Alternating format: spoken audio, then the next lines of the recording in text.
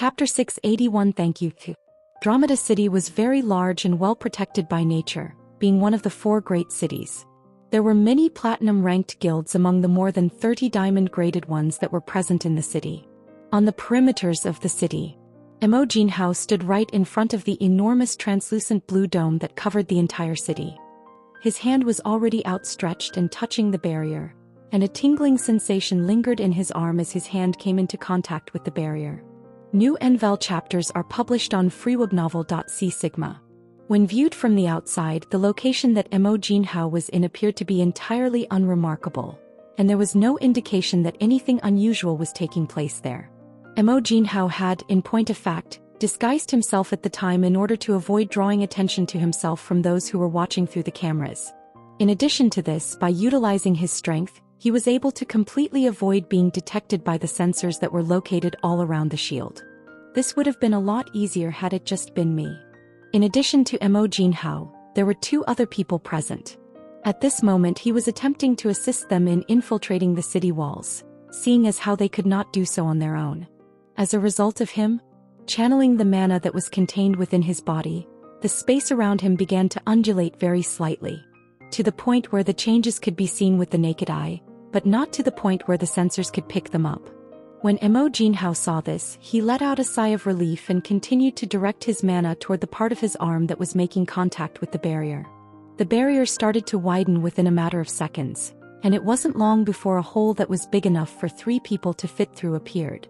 Mo Jinhao did not squander a single second and immediately dove into the hole, accompanied by the 2 other people he was with at the time. They were able to infiltrate the city and the portal shut down behind them. The security is a lot tighter than I had originally anticipated, Mo Jinhao thought while beads of cold sweat gathered on his forehead and palms.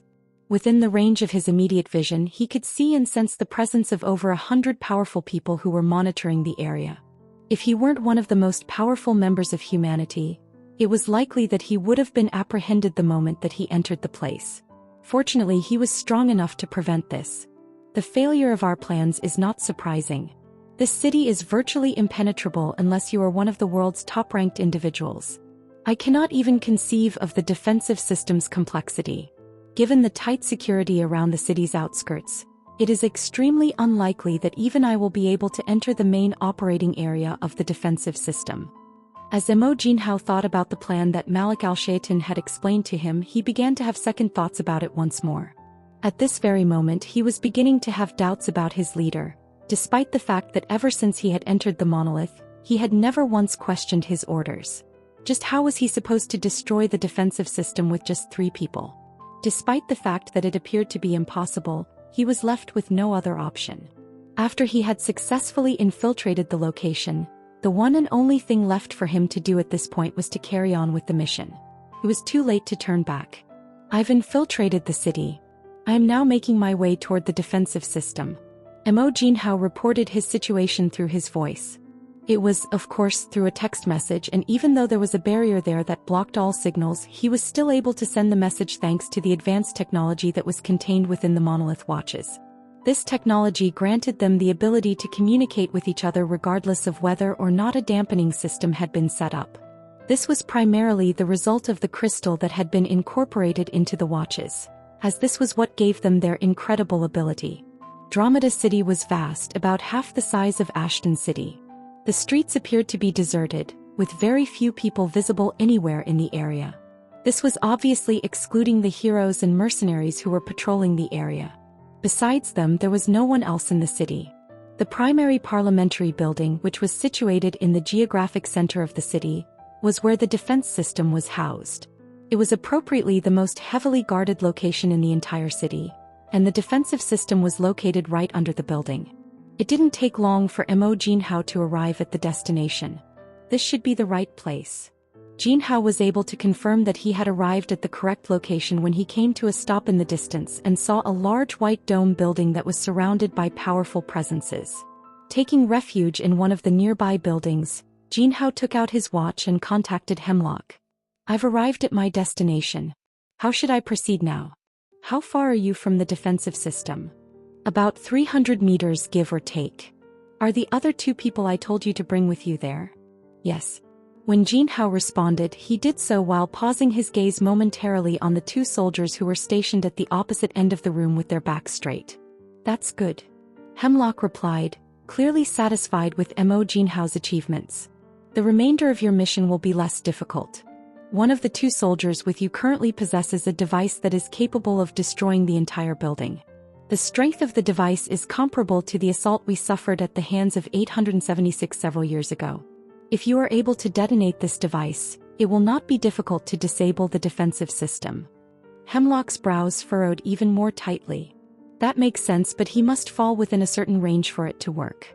In order for the explosion to impact the defensive system, he must be approximately 50 meters away. At the moment, I can only afford a distance of 300 meters. Any closer than that and I'll get exposed. If everything were as simple as Hemlock was making it sound like it was, then Mo Jin Hao would have already gone to the parliament and dropped the bomb on them personally. Unfortunately, things weren't that easy. Even with his disguise, the moment he stepped foot past the 250-meter mark, someone would immediately be able to tell about his presence and assault him. If that were to happen, that he was as good as dead. Although he may be strong, he was not strong enough to eliminate over 100 different S rankers and a couple of SS rankers at the same time. He would simply be delusional if he thought that way. Hemlock messaged him within the next few seconds. "Don't worry, you don't have to do anything from this point on. Just let one of the two people you brought along with you go. He will naturally know what he has to do. All you have to do at this moment is stay in the same place that you are without moving a single muscle." "Is that really all I need to do?" Mo Jin Hao was somewhat skeptical of what Hemlock was saying. Regardless of how much he thought about it, he couldn't think of a way for how someone who was only B rank to be able to infiltrate the parliament, but in the end he could only relent and comply with Hemlock's orders. "Go, do whatever you're supposed to do." Strengthening the camouflage on the individual's body, Mo Jin Hao let him go and he disappeared shortly after that. 5 minutes eventually passed and he soon received another message. "I've just received word that the soldier is already in position. Is the other one with you?" "Yes," Jin Hao replied, sparing a glance toward the other soldier that had remained. "Very well then." All of a sudden, Mo Jin Hao felt an ominous premonition rise from the depths of his body, and just as he turned his head, his eyes shot wide open and his face trembled. Standing opposite him was the same soldier from before. What was different from before, however, was his head, which had now started to bloat considerably. "No!" Mo Jin Hao let out a terrified scream as he frantically channeled all of the mana that was contained within his body. Time slowed down in his vision and Mo Jin Hao tried to stop the soldier.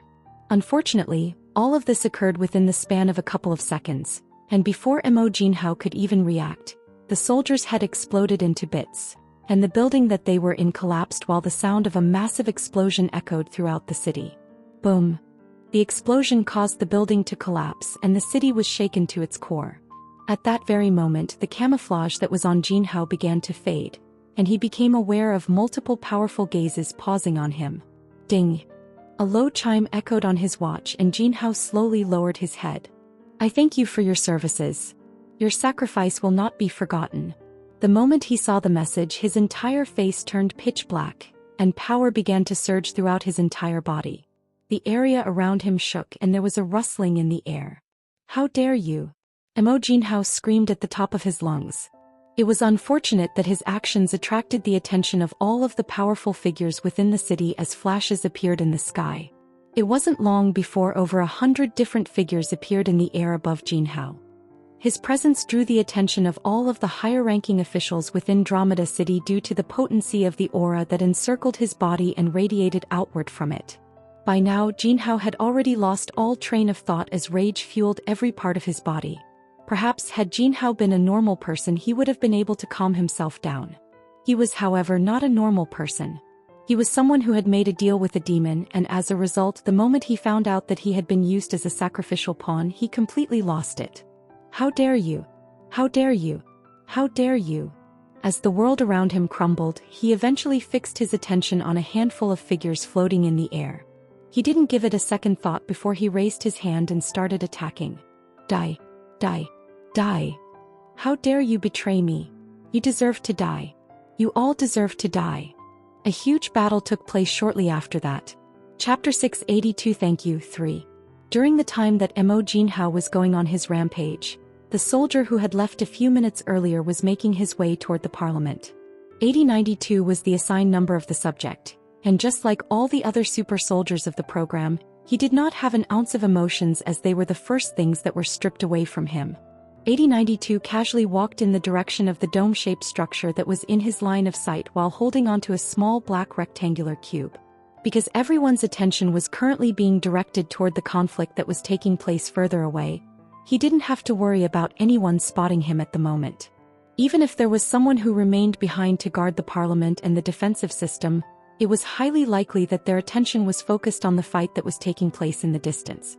Because of the nature of Mo Jinhao's power, it was obvious that he was extremely dangerous, and one could not afford to divert their attention to anything else given the circumstances. In addition, nobody in their right mind would ever believe that the monolith would go to the extent of using one of their most powerful people as bait, making 8092's objective that much simpler. This was exactly what the leader had been aiming for from the very start. He intended to lure Mo Jinhao into a trap so that 8092 would rush the parliament while everyone else was preoccupied with the fight. This would allow him to detonate the explosive that had been prepared. The plan, it was a good one. By the time that 8092 arrived 100 meters away from the parliament, he already knew that his mission had been accomplished and he activated the box in his hands. Beep. The moment the box was switched on, the area as a whole went completely silent, and the attention of those who were watching over the area finally turned toward him. Unfortunately, it was already too late. Box in hand, 8092 watched as the world around him twisted and everything within his vision disintegrated. Boom. The last thing that he heard was a powerful explosion that tore through the sky and the world began to shake. Boom. Hemlock stood and watched as the city of Andromeda was consumed in flames and a terrifying explosion resounded throughout the air from the comfort of his throne. The hazy blue dome that was rotating around the city started to show signs of wear and tear, and within the space of 1 minute, the wall that was encircling the city began to fall apart. Roar! Roar! Immediately after the explosion, a series of roars echoed in the air, and the city was suddenly besieged by a horde of ravenous beasts, which consisted of hundreds of different species that had been lurking on the outskirts of the settlement for some time. The explosion had most likely attracted their attention. One could still see Mo Jinhao fighting against the many rankers of the place inside the city, and over the course of time he was gradually becoming more and more suppressed by them. His hair was disheveled and his face was extremely twisted. "I'll kill you. I'll kill you." Hemlock was still able to make out the sound of his curses in the air as he continued to shout with all of his might. "Noisy!" Hemlock murmured under his breath, his interest quickly fading. After what seemed like no time at all, the beasts made their way over to their side of the conflict and even more blood was shed. Roar! Roar! The situation quickly descended into anarchy and Hemlock, while sitting comfortably on his throne, observed in complete composure as the city descended into such a state. Hemlock's gaze paused on the seat beside him as the faint sound of his breathing resounded throughout the hall, which was now completely empty. Leaning back on his throne, he murmured, "It had to be done." The monolith certainly felt a great loss after the passing of a powerful figure such as Mo Jinhao. However, it turned out to be a deal that was well worth the risk. They had over 20 different SS rankers within the monolith. Sacrificing one in order to take over another city wasn't such a bad deal in Hemlock's mind. Rather, he found it to be a steal. "I'm thankful for the king." To be honest, Hemlock wouldn't have gone to such extremes had it not been for the words that the king had shared with him. "Whatever you're planning, discard it and make a new one. Be as extreme and unpredictable as possible." He was confused at first, but Hemlock now understood the meaning behind those words.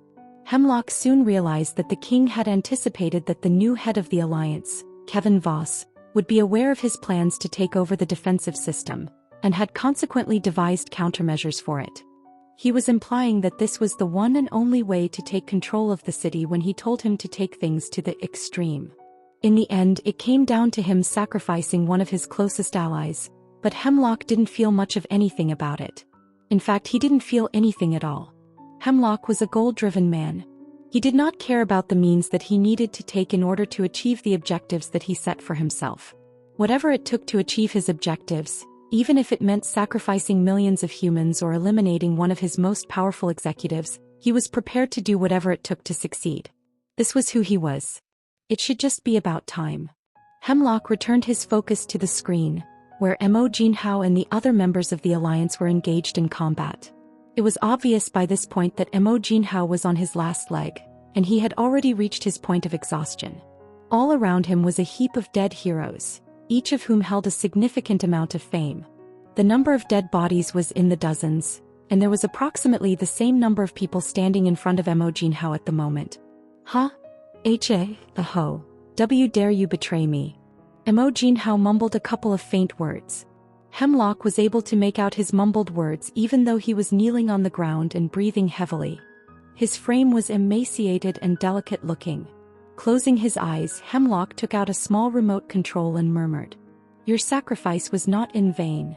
In response to his words, Hemlock pressed down on the remote control, and as a result, Mo Jinhao's head began to swell. The expressions of the people around him shifted, but by that point it was too late. By the time they had raised a shield in front of them, Mo Jinhao's face had inflated like a balloon, and a terrifying explosion resounded. Boom.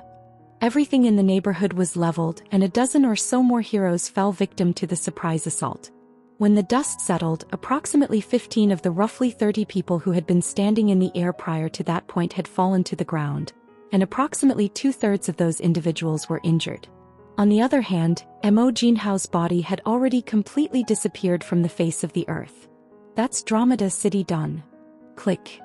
After that, Hemlock disconnected everyone from the communication network and turned his attention to the other cities. At the precise instant that he turned his attention to the other cities, he received a series of messages on his communication device, and he read each and every one of them in turn as he slowly moved his focus from one city to the next. "I am in position. How should I proceed? I am at the location that you told me to go to. What should I do now? What are your next orders? I'm already in position." The text belonged to 3 other executive figures within the monolith. Pressing the controller in his hands, 3 different screens appeared in front of Hemlock as his gaze fixed on the bodies of the individuals. "Don't blame me too much for what I'm about to do." Pity flashed across his eyes as he brought the watch closer to himself, and he murmured in an emotionless voice, "I thank you for your services. Your sacrifice will not be forgotten." He pressed the remote's button 3 times, and the last thing he was able to see of them was a startling transformation in their facial expression, which was accompanied by the sound of 3 significant explosions. The screens went dark and there was a deathly stillness throughout the hall where he was sitting. Within the quiet void, Hemlock closed his eyes and leaned his head against the throne. With that, the 4 great cities are no more. Chapter 683, a month. 1. Ding. Ding. The ringing on Kevin's phone didn't stop, and soon he was bombarded with messages. There were multiple people making attempts to get in touch with him, and each of their reports included new developments on the situation outside. Kevin continued to work on the files that were in front of him while he sat in his chair and ignored the calls that came in. It wasn't until Emma hurriedly entered the room that he finally looked up and took his eyes away from the papers in front of him. "What is it? What do you mean, what is it?" Emma stared at him with a look of complete and utter bewilderment on her face. She approached him and slammed the tablet she was holding down on the table in front of her. "Did you not receive the reports? All the 4 great cities have been taken over." Emma exclaimed. "It hasn't even been a couple of days and yet we've already lost so much ground. By now, everyone has already started doubting your capabilities." "Let them," Kevin replied, his voice sounding unconcerned. His reaction made Emma extremely confused. "What's going on? Why are you not worried about what is happening?" Setting the pen down, Kevin reclined on his chair. "Emma, if there is one thing that you don't have to worry about, it's my position as the Alliance leader." Kevin didn't become the Alliance leader for no reason. He had provided each of the top executives with benefits that were enticing enough for them to support him in the election. No one would be able to remove him from his position unless they were on the verge of complete collapse. No one will be able to take it away from me for the time being. What is occurring is beyond the expectations of everyone present. Who would have imagined that the monolith would sacrifice 4 of its most senior executives in order to conquer the 4 cities? This was outside any realm of Kevin's imagination. Never before had he witnessed the monolith give up 4 pillars of their forces in exchange for the control of a few major cities. It had taken him by surprise, and it brought to his attention the fact that someone had assisted Malik al-Shaytan in some way. Most likely it was Jezebeth. "What do you propose we do at the moment, Kevin?" Emma asked. She was currently sitting on the sofa opposite him, unwrapping a piece of hard candy that she had taken from his desk earlier in the conversation. She placed the candy in her mouth and asked, "We have been inundated with requests for assistance coming from people living in other great cities who are part of the Alliance. They are claiming that a large number of beasts have already begun attacking the city and that they are unable to defend themselves against the onslaught alone. How many additional troops do you recommend we send?" "None," Kevin flatly replied. Emma was so surprised by his response that she nearly choked on the candy that was in her mouth. Cough, cough, what? "You've already heard me. I have no plans to send any reinforcements. I intend to instruct everyone to return to Ashton City." "What?" After hearing what Kevin had to say, Emma got to her feet, completely astonished by what she had just heard. "Are you seriously telling me to give up those cities? What about the citizens that are hiding in the bunkers? What will you do with them?" "Don't worry about them." Kevin gently drummed his fingers over the wooden desk. "The monolith's goal isn't to kill the citizens. It's to convert them to join their side. For now they are quite safe and the monolith will likely not touch them." Kevin more or less understood Malik al-Shaytan's motives. His objective was to save as many individuals as he could while still preserving humanity. Even though he was the type of person who would be willing to exterminate millions of people in order to accomplish what he wanted, this did not mean that he desired to kill millions of people. He would not kill millions of people unless it was absolutely necessary to accomplish his goals, which as of right now were not. Before Hemlock attempted to win the citizens over to his cause, it was highly likely that he would keep them safe until the Alliance was completely wiped out. Kevin had every reason to believe that the citizens would not be in danger because Hemlock could not win over the people unless he first succeeded in vanquishing their last remaining source of hope: the Alliance. The bunkers are not as simple to breach as one might think. It will take them some time before they are able to enter, and by that point a significant amount of time will have been lost. They are most likely going to leave them alone until a winner is determined. If this was the case, then there was no need to have any of them evacuated. In addition, if necessary, they can utilize the portals installed on the lower levels of the bunker. Since the dampening system that surrounds the cities has been taken down entirely, they should have no difficulty evacuating. Kevin waved his hand at Emma. "Do not worry excessively about them. Our current priority is to consolidate our forces in order to slow their advance. The more spread out their forces was, the easier it would be for the monolith to advance."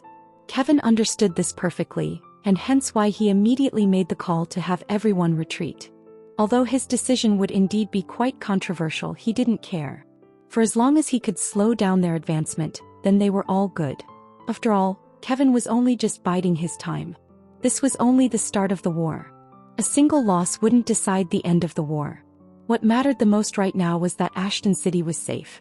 As long as Ashton City remained as is, then everything would be fine. "Do me a favor, Emma." Kevin looked up at Emma. "What is it?" she asked, seemingly afraid of what his next words would be. Her fears would be revealed true not long after, as he announced. "All residents of the great cities must return to Ashton City within the next month. Leave the individuals in the bunkers and return. Those who refuse to comply will be severely punished. Make sure you say everything word for word." This. After listening to what Kevin had to say, Emma's expression became very complex. She had the intention of speaking her mind, but in the end she restrained herself and kept her mouth shut. She perfectly understood that there was no point in trying to change his mind. Once Kevin's mind was set, there was no use trying to change it. "All right, I'll have everything done by the afternoon. I'll see you later." "Thank you." Emma left the room shortly after that, and the room fell into a state of silence. At that precise instant, Kevin's face contorted into an agonized expression, and he reached for the side of his abdomen in an effort to alleviate the excruciating pain. Ugh. I don't have much time left. Days passed since the fall of the great cities, and during that time, under Kevin's orders, all the major forces were forced to evacuate back to Ashton City. As a result of their decisions, The alliance received a great deal of criticism and discontent from the general public, which constantly received news of what was happening in the outside world. However, with the support of the Union and the most powerful guilds in the city, they were able to quickly put an end to the growing discontent within the human domain. With each passing day, the greater the image of Kevin as a tyrant became in the minds of those in the human domain. A month later, Hallberg. Following the destruction of the 4 major cities, the smaller cities that comprised the human domain were also gradually consumed by the forces of the monolith, which arrived just as quickly as they had left. Whenever they would arrive in a new city, they would scavenge everything and leave nothing behind. The once glorious city of Hallberg was now deserted and a shadow of its former self. It lacked any of the vitality that had made it such a desirable location. Everything is clear. It doesn't look like there is anyone left behind.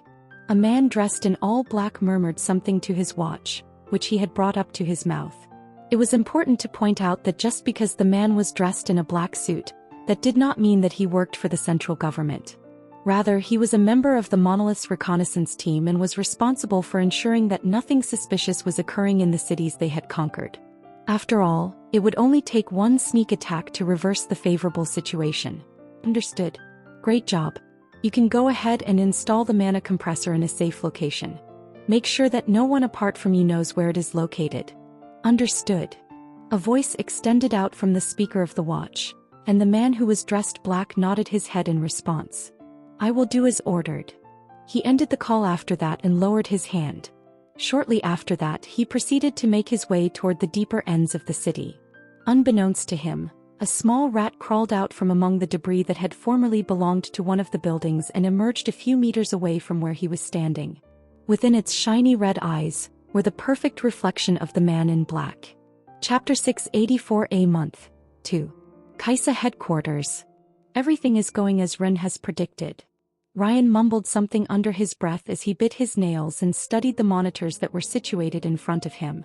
Ava was standing next to him at the time, and she gave a slight nod as a bird perched on her arm. In approximately 1 week, the forces of the monolith will make their way to Ashton City. As Ren had predicted, they began their assault on us by first destroying the 4 cities at the edge of the human domain. They will almost certainly make a brief stop on the outskirts of the city before attempting to breach the city's defenses. I agree. Ryan kept gnawing on his fingernails as he moved the pointer of his mouse around the screen and gazed at the deserted streets of Ashton City. In particular, his gaze was drawn toward a few distinct buildings, and he turned his head to inquire about something. Have you already set everything up? Yes. Everything has been arranged. All we have to do is wait for Ren to give us the go-ahead before moving. How long do you think that will take? Probably 2 more months. Ava truthfully answered. He did mention in advance that he would be extremely busy over the course of the next 3 months. 1 month has already passed and there are still 2 more months to go. Because Angelica is not here with us either, we are unable to proceed with our plans just yet. So are we just going to stay here and do nothing while the monolith attacks next week? Leopold's voice could be heard as he walked into the monitor room with his daughter Sophia following closely behind. She waved her hand lightly at the 2 who waved back at her. All of the members' families were escorted to the headquarters in order to ensure their own personal safety. Heinz's parents and siblings, Ava's family, Ryan's mom, Leopold's daughter, and so on. This place had basically become the home of all the members' families. Fortunately, the warehouse was big enough to house everyone without any problems. Yes, for now, that is. Ryan replied to Leopold without looking at him. He had already seen him coming a few seconds ago, so he wasn't exactly surprised. What are we supposed to do in the meantime, then? Leopold made himself comfortable on one of the sofas at the back of the room. Ava, staring at him, turned to Sophia and responded. I guess you should enjoy your time with your family. Ren did say that after he finishes whatever he's doing, we won't have time to spend with our families for quite some time, so make the most of the time you have with them. The expression on Leopold's face subtly shifted as he leaned his head down to gaze at his daughter. In the end, he gave a respectful nod of his head and answered. Okay. If you guys put it that way, then I will do my best to enjoy my time with her. Within a dark void. Swoosh. Swoosh. Ren could be seen practicing a series of sword moves as his sword danced through space, leaving a faint moonlight-like trace behind. Swoosh. Swoosh. His movements had an ethereal quality to them, and with each new set of moves he would perform, his moves would become increasingly precise and potent. Another person could be seen standing not too far away from where he was. The figure was restrained by a number of chains, and it just stood there and stared expressionlessly at Run as he worked on the sequence of moves in the void by himself. An eerie silence enveloped the space. This went on for a considerable amount of time until finally, Ren stopped what he was doing and looked at the other Ren. Sweat dripped from every corner of his body. "What do you think? This is what I've come up with so far." The figure continued to stare at Ren without uttering a word, displaying no facial expression. Ren appeared unconcerned as he sat down on the ground and dropped the sword beside him, which vanished into thin air. Extending his hand, a green book appeared in his hand. The Levisha style is a sword art that thrives primarily on style and power increases across multiple moves. The more move sets one executes, the more precise and potent their attacks become. It is said that a person's body would sustain so much damage during the final movements that they would die instantly. Ren uttered the words out loud while his eyes continued to move slowly over the pages of the book he was holding in his hand. After reading the following few passages, he discarded the book and picked up a new one to continue reading. Extending his hand, a new colored book appeared in his hand. The Gravar style is a sword art that primarily thrives on perfecting the human body in order to release the latent and raw power that is within the muscles of the human body. The harsher the conditions that their bodies undertake, the more powerful they will become.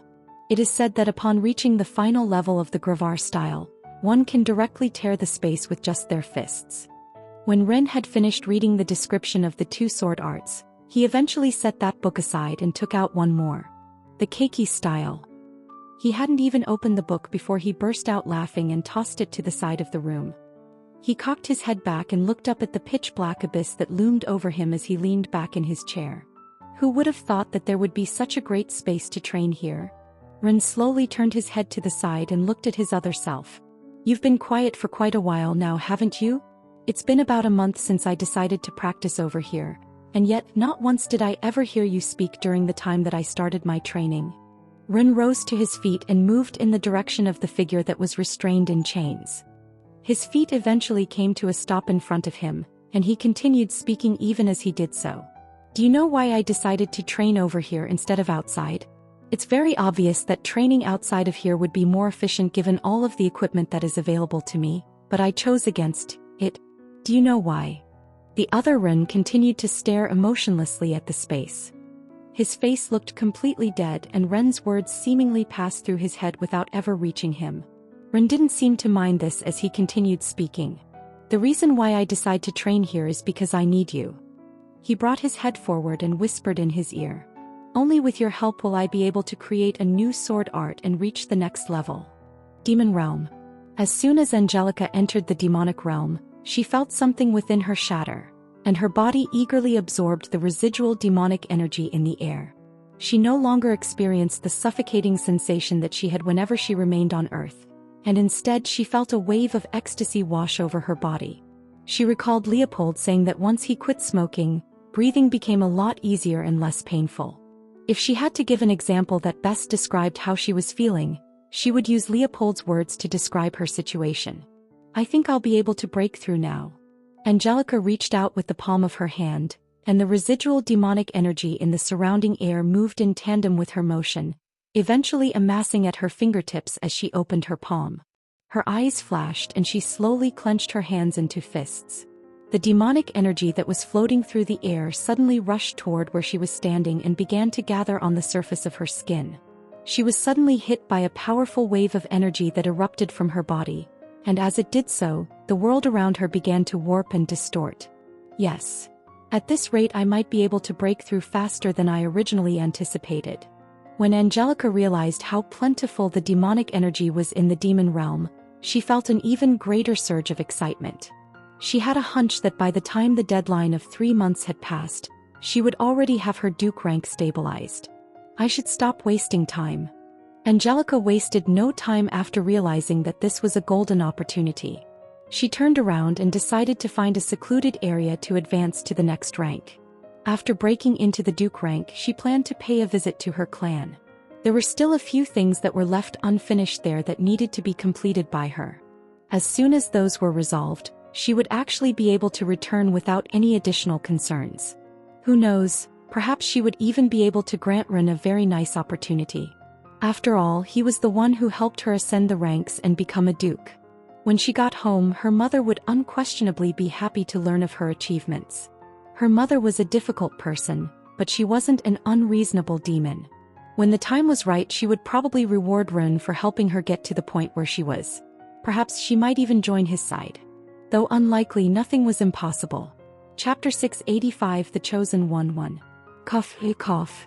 Kevin's coughing fit started right in the middle of him organizing the stack of papers that were sitting in front of him.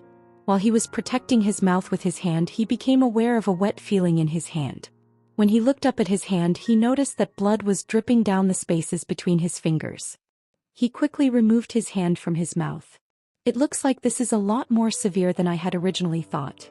This was the price that Kevin needed to pay in order to seal an entity that stood at the very pinnacle of the world, or, to be more accurate, the universe. It should come as no surprise that sealing such a person would result in significant drawbacks and injuries. Kevin was suffering as a direct consequence of his actions. He had long known that something like this would have happened, and he didn't regret his actions. PFTT. Another mouthful of blood came out of his mouth, and his complexion became noticeably paler. He noticed that his vision was becoming distorted, and his right hand started shaking. The symptoms only lasted for a couple of minutes before Kevin was able to recover with the assistance of a potion that he had placed by his side. It was something that he had prepared earlier in anticipation of something like this happening. Cough. Thank God I didn't have to fight over the past month.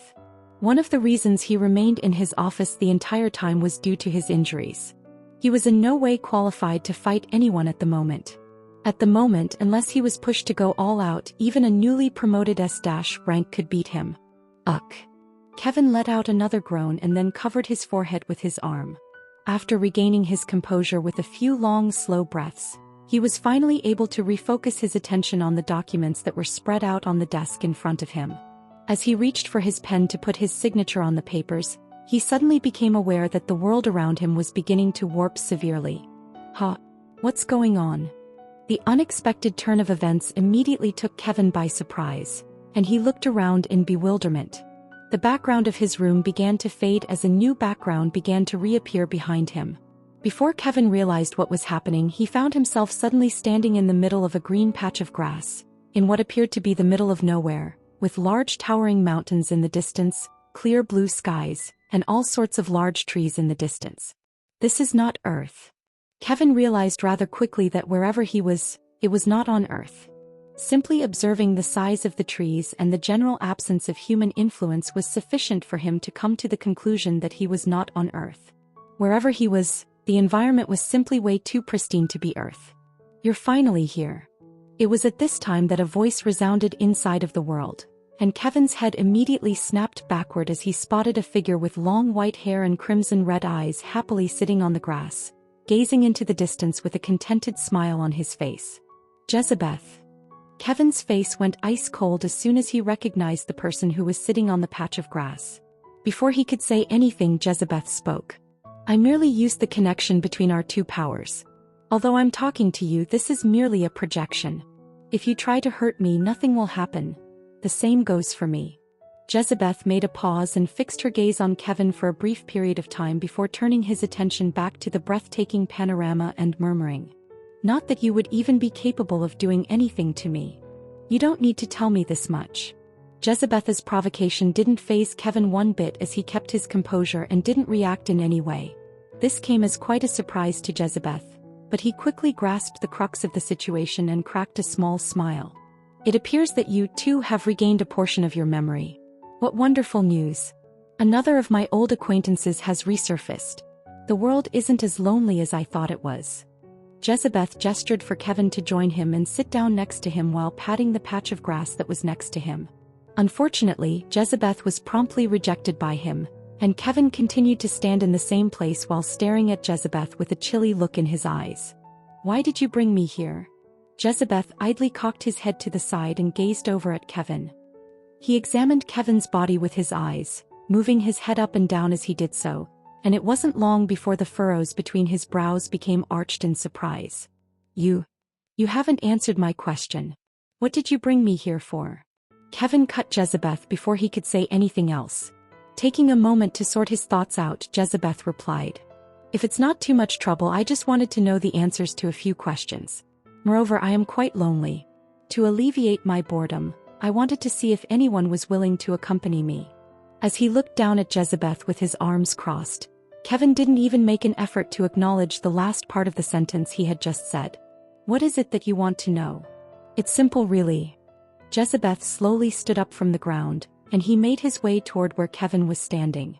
On the other hand, Kevin did not move from his position and watched as Jezebeth approached him.